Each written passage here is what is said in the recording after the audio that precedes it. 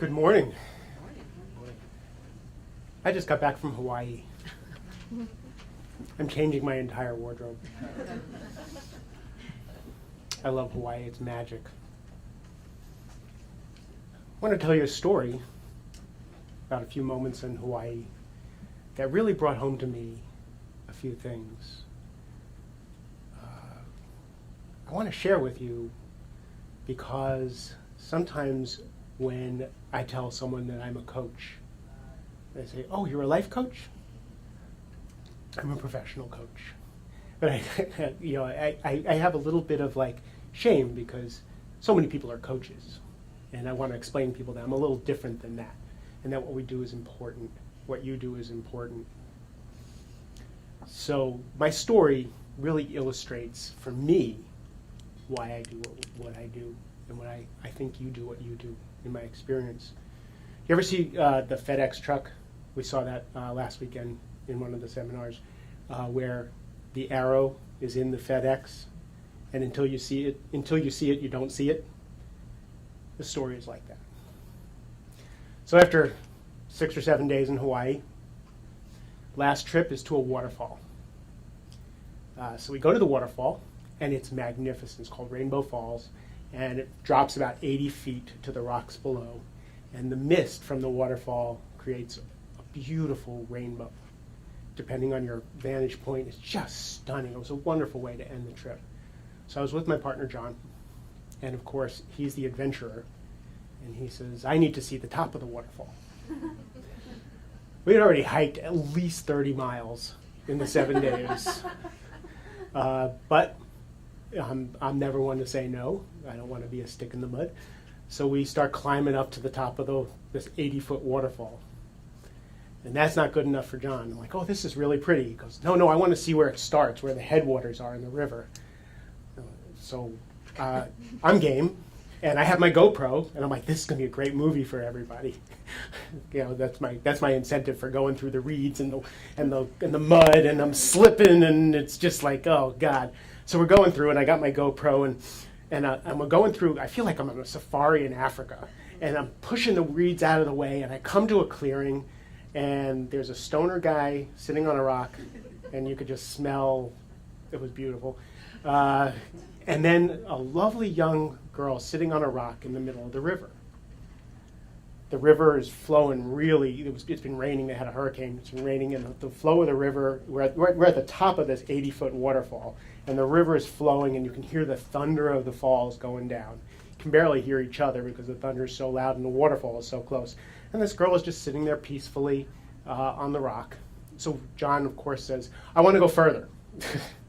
So we start pushing through the reeds and everything. I wave to the girl. She smiles and waves to me. And we keep going. And we go another 50 yards, and we hit an impasse. And I look back at the waterfall, and I can see where the water is just like gushing over the waterfalls to that drop. And I see the young lady on the rock, and I think, and John says, that makes me a little nervous that she's out there. I said, "Oh, she's probably just a local girl. She probably grew up here, very comfortable on the rock. Probably here all the time." So then we're about to turn around and come back, and there's another young lady walking through the thicket around the pool of water that we didn't want to pass through. And she gets to us. She's got this look of horror on her face. And I went, "Is that your friend back there?" She goes, "Is she okay?" She had fallen in the water upstream, and the river took her towards the falls. And she grabbed that rock about 50 feet from an 80-foot waterfall. And like 9/11, like when the first plane hit, everybody was looking at it like it was a movie until they realized people were in the building. I was like, holy shit. I was stumbling when I got to that where we were. My white horse showed up, and I hit the trail. And I'm running up the trail, and I'm running around, and I get to where the girl is, and her two more of her friends show up, and they're laughing at her and pointing at her, and I'm like, it's crazy. This girl is 50 feet from an 80-foot drop. And then I see the stoner guy has like a piece of long grass, and he's like throwing it to her to try and bring her across this rapids. Like, Crazy. So I'm really good in I'm really good in a crisis. I don't know, everything slows down. And I was like, we need something really long and really strong. So I ran up the bank. I found a giant piece of bamboo, or I think it was the same kind of grass, but it was thick and like wooden. And I don't know how I pulled it out of the ground, and I run down, and I can't get down the rock. I throw it to the stoner guy, and it reaches all the way across. The girl grabs it.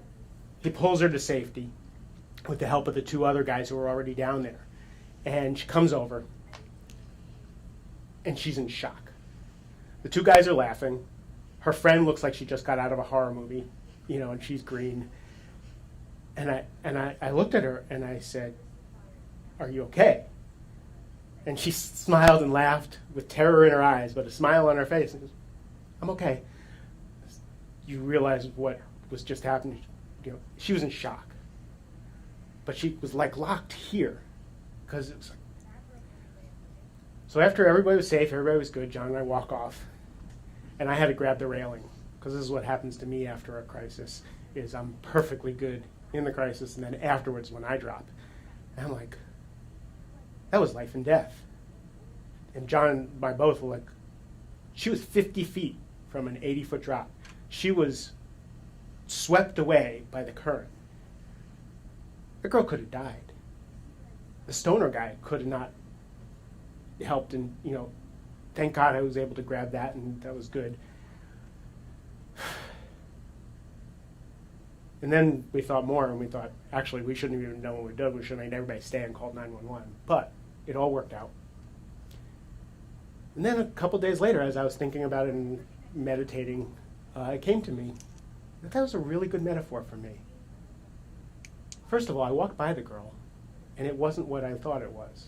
I thought it was a local girl sitting on a rock and has done that for the last 20 years and just enjoying herself. She waved and smiled at me. She didn't know she was in trouble. It's like a lot of my clients and a lot of the people I talk to.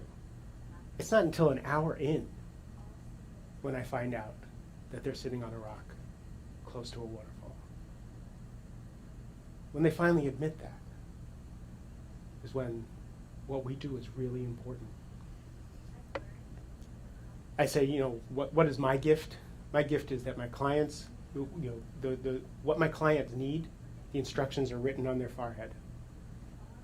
I read what's written on their forehead, and then I go there. For me, it was the stick.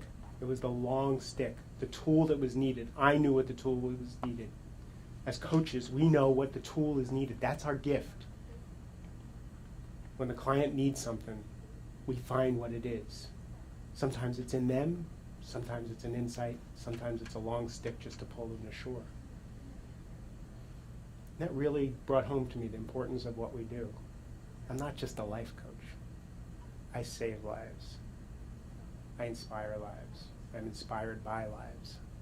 And it's a beautiful thing. So thank you for doing what you do and inspiring me to do what I do. Thank you.